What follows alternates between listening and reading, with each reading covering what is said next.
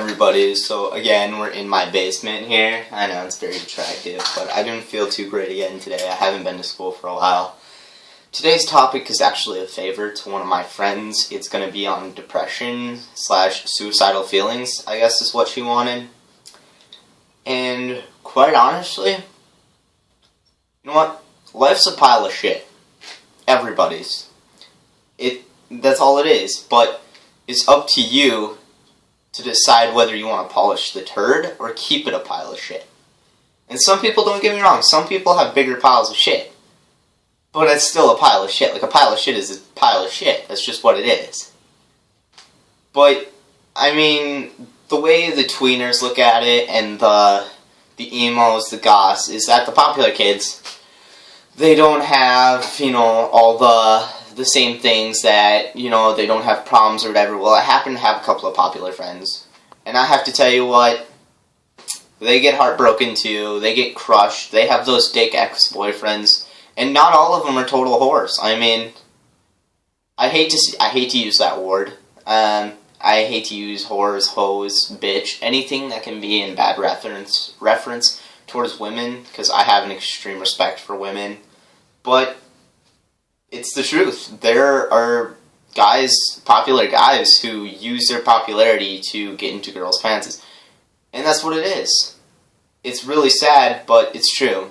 But back to the suicidal thoughts thing. I think every teenager sooner or later is going to hate life. Some of us more than others.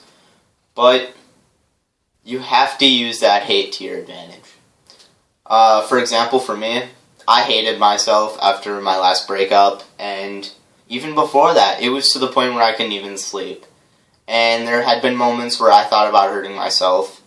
And, you know, truth of the matter is you can hold that hate against yourself, or you can do what I did.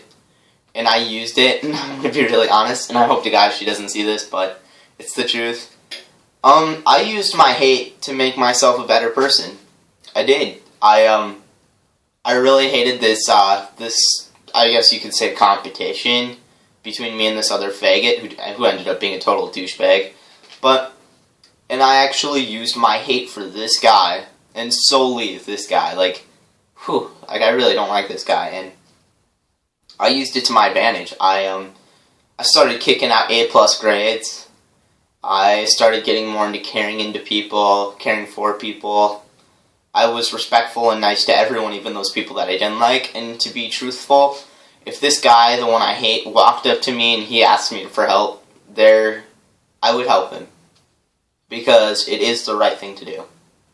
And if I can flip my life around completely, and I did, a 180, you would not even believe. I went from being stabbed on the streets to helping out homeless people. And I did it all in a period of about a year. And it was all because of one girl. That's all it took for me. And now she fucking hates me, and quite honestly, so whatever. I shouldn't say I did it for her, but she's part of the reason she kicked me into doing it, but in the end I did it for me. And I made my life better. And that's just what you have to do with depression and suicidal thoughts. Suicidal thoughts, they're just not good for anyone. And suicide, honestly, it's a permanent solution to a temporary problem. That's what it is, because a lot of people, for me example, I thought that if I took my own life, I would help out a bunch of people, but in actuality, I would have been hurting a lot more people than I would have helped, because there's only one person I would have helped, and that's that total faggot who hates me, and he was actually the part of the reason I didn't do it, because I thought to myself, no way in hell am I gonna let this little bitch get the joy of knowing I'm dead. I'm gonna show this faggot what the fuck is up, and show him who owns this. Like, and quite honestly, I turned him into my bitch. I'm like 1,000,000 times better than that kid will ever be, or could ever be. You should see him now. Fucker ain't got nobody. But that's back to what I was saying. You use that rage, that anger, that hate towards yourself and others, and you make yourself into the best. If you hate your parents, and you hate the situation where you're at home, use that to get better grades, because if you get better grades, you can get the fuck out of that house faster. You can finish high school at the age of 17 or 16. You can get the fuck out of there. You'll get a job if you have better grades. You can get out of there. School is a very important part in your life, and I hate to admit it because for the past, I don't know, 2 years, I just didn't really give a fuck. And just recently I started kicking out, straight A's. I'm at, the lowest grade I have right now is a 92%. And honestly, it's a good feeling. I shouldn't say I'm better than anyone else, but it kind of makes you almost feel that way. It's bragging rights is really what it is. That's depression too. A lot of it is self-inflicted. Like, just because you see those girls in the hallway and they're whispering doesn't mean they're talking about you. Like, and even if they are, fuck them. Give them something to talk about. You know what? Punch a hoe. Show them what the fuck is up. I shouldn't say that. Don't do that. Yeah, don't do that. That'd be really bad. You probably shouldn't punch anyone. Another thing too, I always did, and this is, some people are gonna make comments about this, but whenever I felt sad or alone, scared, I always prayed. I owe my life to God. That is for sure, because I have had close encounters with death. I've honestly cheated death, and all my doctors will tell you that. But it's what it is. You can't change it. You can only make it better. You can polish the turd. That's what it is. So my advice to you is, rather than sitting in it and wallowing in your shame and anger and rage towards yourself and cutting yourself, take that razor blade and carve one person you hate right into the back of a textbook, and every fucking time you open that book, you make damn sure you get a straight A in that class just to piss that motherfucker off.